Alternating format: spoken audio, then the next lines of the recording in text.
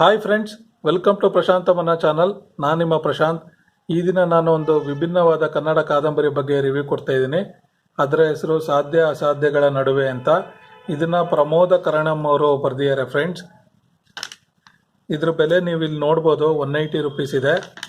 ಹಾಗೆ ಪ್ರಮೋದ ಕರಣಂ ಅವರು ಅವರ ಮೊಬೈಲ್ ಸಂಖ್ಯೆಯನ್ನು ಇಲ್ಲಿ ಶೇರ್ ಮಾಡಿದ್ದಾರೆ ಫ್ರೆಂಡ್ಸ್. ನಿಮಗೇನಾದ್ರು ಈ ಪುಸ್ತಕ ಬೇಕಾದರೆ ಅವರಿಗೆ ನೀವು ಗೂಗಲ್ ಪೇ ಮಾಡಿದರೆ ನಿಮ್ಮಲ್ಲಿಗೆ ಅವರು ಕಳಿಸ್ತಾರೆ.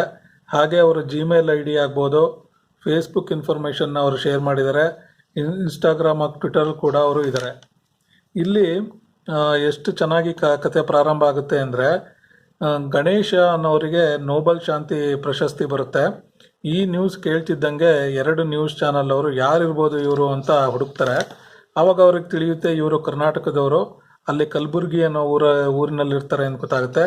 ತಕ್ಷಣ ಅವರು ಹೈದರಾಬಾದಿಗೆ ಹೋಗಿ ಅಲ್ಲಿಂದ ಅವರು ಗಣೇಶ ಅವರು ಇರ್ತಾರಲ್ಲ ಅಲ್ಲಿ ಹೋಗ್ತಾರೆ. ಈ ಗಣೇಶ್ ಅವ್ರ ಜೊತೆ ಇನ್ನೊಬ್ರು ಇರ್ತಾರೆ, ಅವ್ರ ಹೆಸರು ಪ್ರಕೃತಿ ಅಂತ. ಯಾರು ಈ ಪ್ರಕೃತಿ, ಇವರು ಗಣೇಶ್ ಅವರಿಗೆ ಹೇಗೆ ಸಿಕ್ಕಿದ್ರು ಅನ್ನೋದನ್ನ ನೀವು ಓದಿ ತಿಳ್ಕೊಳ್ಳಿ ಫ್ರೆಂಡ್ಸ್. ಆ ಕತೆ ತುಂಬ ಸ್ವಾರಸ್ಯಕರವಾಗಿದೆ. ಗಣೇಶ್ ಅವರು ಕಲಬುರ್ಗಿಯವರು. ಅವರು ಕಲಬುರ್ಗಿಯಿಂದ ಬೆಂಗಳೂರಿಗೆ ಹೋಗ್ತಾರೆ. ಯಾಕಂದರೆ ಯೂಶ್ವಲಿ ನಾವು ಬೆಂಗಳೂರು ನೋಡಿದ ತಕ್ಷಣ ಅಲ್ಲಿನ ವಾತಾವರಣ ನೋಡಿ ಎಷ್ಟು ಚೆನ್ನಾಗಿದೆ ಕ್ಲೈಮೇಟು ಅಂತ ಬಿಟ್ಟು ಹೋಗ್ತಾರೆ. ಅದೇ ರೀತಿ ಇವರು ಹೋಗ್ತಾರೆ. ಹೋಗಾದ್ಮೇಲೆ ಅಲ್ಲಿ ಏನೆಲ್ಲ ಘಟನಾವಳಿಗಳಾಗುತ್ತೆ ಅನ್ನೋದು ಅವ್ರಿಗೆ ಗೊತ್ತಾಗುತ್ತೆ.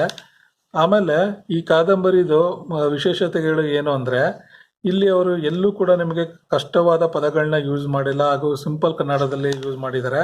ಸೊ ನೀವೇನಾದ್ರು ಸ್ಟಾರ್ಟರ್ ಆಗಿ ಈಗ ಸ್ಟಾರ್ಟ್ ಮಾಡಿದೆ ಕನ್ನಡ ಕಾದಂಬರಿಗಳು ಓದೋಕ್ಕೆ, ಇದು ದಿ ಬೆಸ್ಟ್ ನಾವೆಲ್ ಅಂತ ಹೇಳ್ತೀನಿ ಫ್ರೆಂಡ್ಸ್.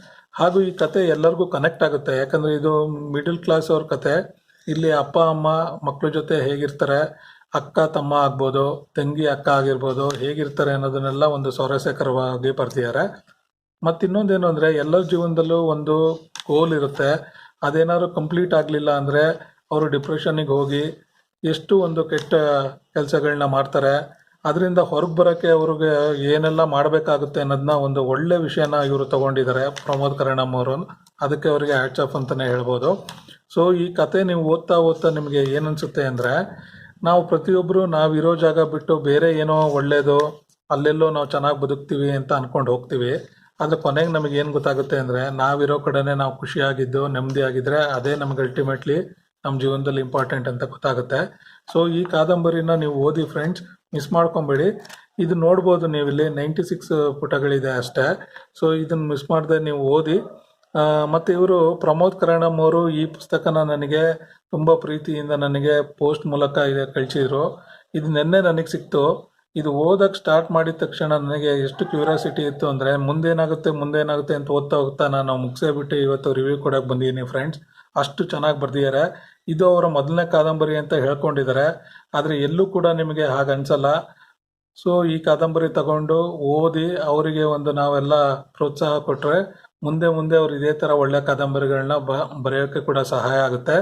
ಸೊ ಈ ಕಾದಂಬರಿ ಓದಿ ಫ್ರೆಂಡ್ಸ್, ಖುಷಿ ಪಡಿ. ನಂತರನೇ ನೀವು ಈ ಲಾಕ್ಡೌನ್ ಟೈಮಲ್ಲಿ ನಿಮಗೆ ತುಂಬಾ ಟೈಮ್ ಇದೆ.